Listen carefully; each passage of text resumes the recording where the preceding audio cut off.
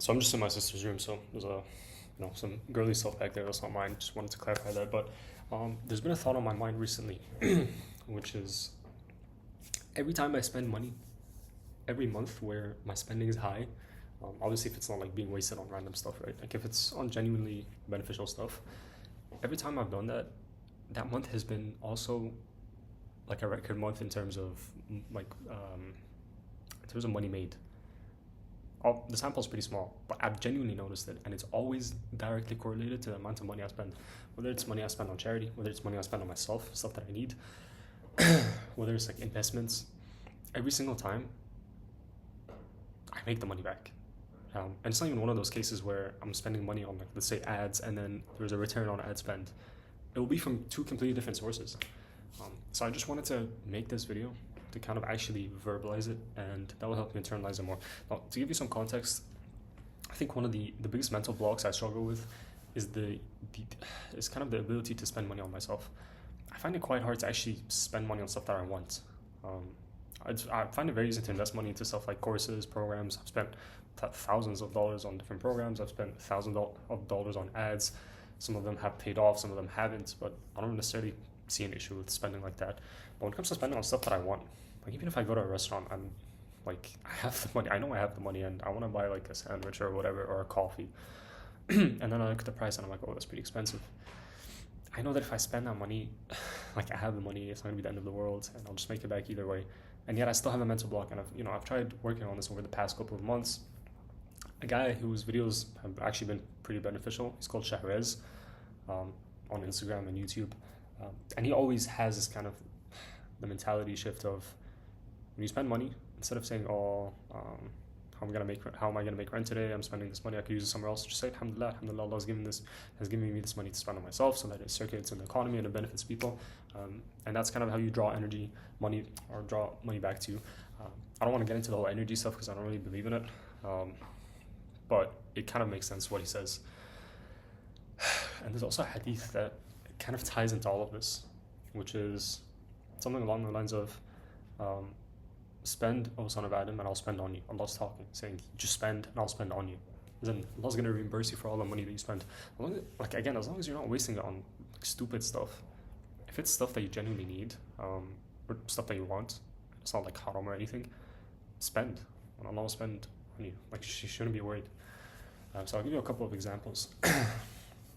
Last January, this was a hard decision, but I decided to pay my own rent. And obviously I sound extremely privileged because I am. Alhamdulillah, like my parents are pretty well off.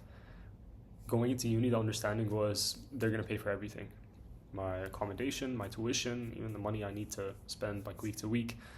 That's just how it is being like an international student. All my other friends that are also international, same exact thing. Like they don't spend money that they make because they don't make money.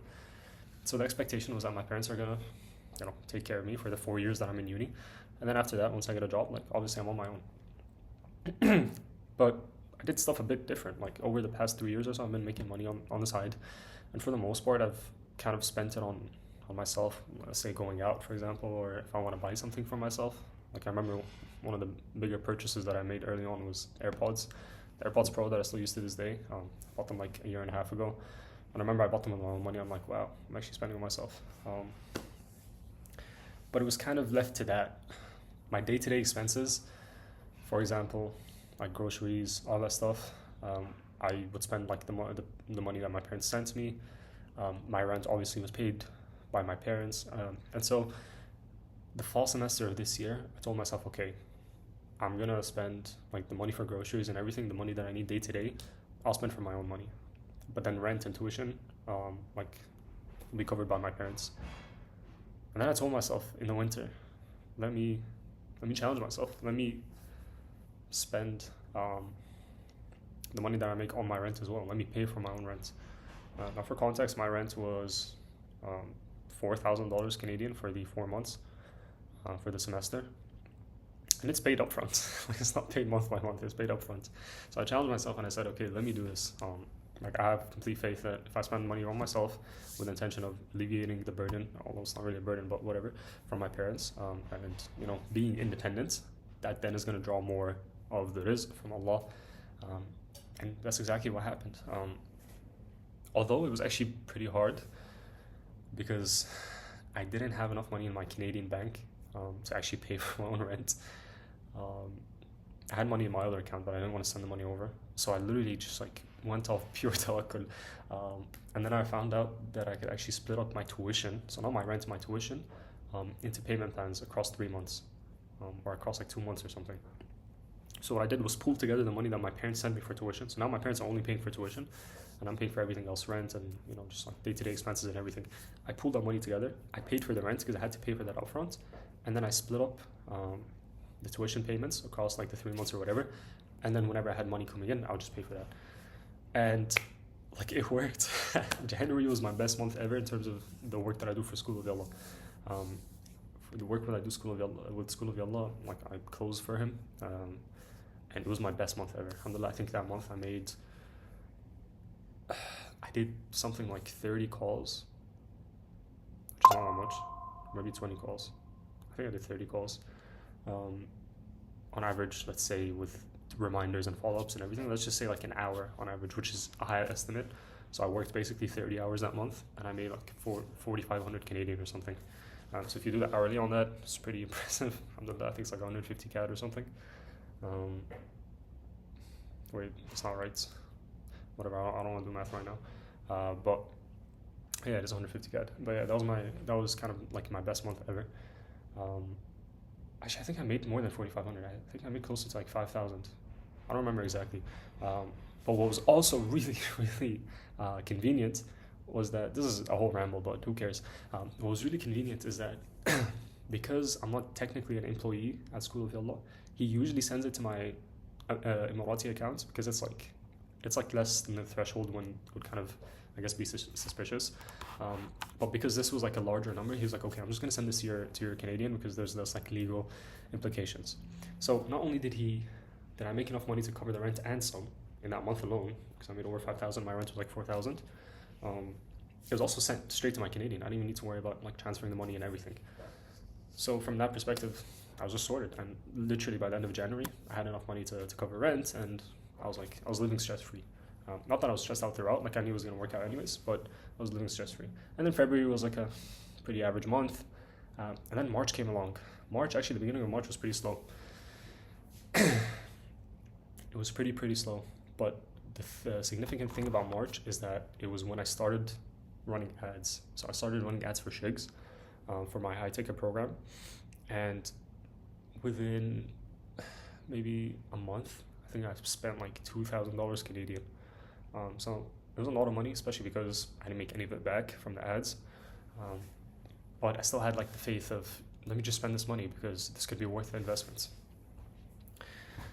And in the month of March, especially towards the end of March, it just got to a point where I was like, this is not even from me. This is generally from God. At that point, my record in terms of deals closed, no, we're talking about School of Yallah, deals closed was 2 in a row. I hadn't even hit a hat trick, like 3 in a row. I've never done that. In the month of March, towards the end, I did 5 closes in a row. So beating the record of 2 by like, I did 2 and then 3 and then 4 and then 5. So it was crazy. And in that month, I made something like, I think it was like 4,400 Canadian, 4,300 Canadian in that month alone.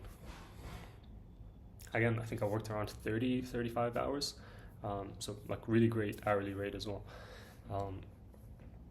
And so I made all the money back again, like all the money that I spent on ads that, if I was a logical, as in like if you kind of disconnect spirituality and all that, and all those concepts, you'd say I lost that money. You'd say I spent $2,000 Canadian and I didn't get any return on ad spend. But I got the money back just through a different source. Again, it was one of my best months and I got 4,400 Canadian. So the summary of this video is every time I spend money, every time I try to invest with like genuine faith that I'm gonna get this money back, I end up getting it back and some as well. The first step was saying, hey, I want to become more independent. I want to rely on myself more, so I'm going to pay my own rents. Ended up getting the money back within a month. And then when I told myself, okay, let me take this risk and have faith that this risk might pay off, and if not, it's fine, I'll still learn a lesson, I still made the money back through a different source. And so that's just something that I wanted to kind of verbalize because again, I struggle with spending money on myself. I like genuinely struggle with that. And if in the future people are dependent on me, which hopefully is in the near future, then I genuinely need to disconnect myself from this feeling of, I don't want to call it stinginess or whatever, but just not wanting to spend on myself. So yeah, every time I've spent on myself or spent on becoming more independent or investing or whatever, it's genuinely paid off, whether it's going to be today or in a week or a month, whether it's from the same source or from a different source.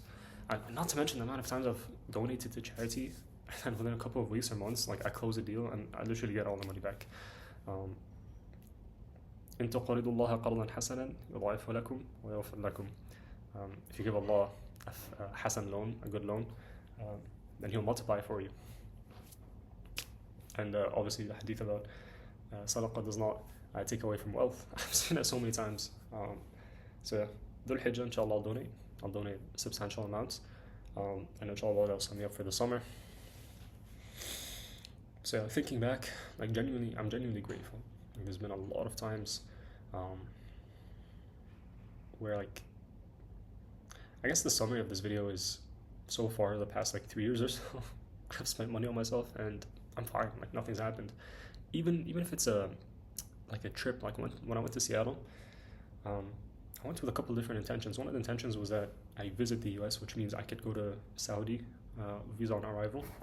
And I want to go to Saudi for Umrah, obviously. So from that perspective, like try to make my intention a bit more pure, and also just to like travel and expand my mind, visit a friend. You know, a couple of intentions there. And I didn't want to feel stingy when I'm there. Like I wanted to spend on myself, kind of enjoy the trip. And then literally like a day after I came back, I closed the deal and my commission was 600 US. Or like 2 days after.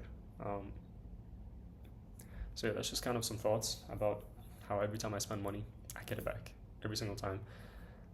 And the reason, again, I try to make this video is to tell myself I should be fine with spending money. For example, today I was in a co-working space and I saw that the cappuccino costed 24 dirhams, which is low-key expensive. And I thought to myself, like, I have the money. I want this cappuccino. Like, if it was 10 dirhams, would I buy it? Yeah. If it was 15, would I buy it? Yeah. So like, doesn't matter if it's 24, not really. I think that's the question I've been asking myself more, which is, if it was half the price, would I buy it? And if the answer is yes, then buy it, because that means you want it, and you shouldn't let price kind of hold you back. Some people struggle with overspending. I'm the complete opposite. I struggle with underspending, so I need to spend more. But yeah, that's the end of the video.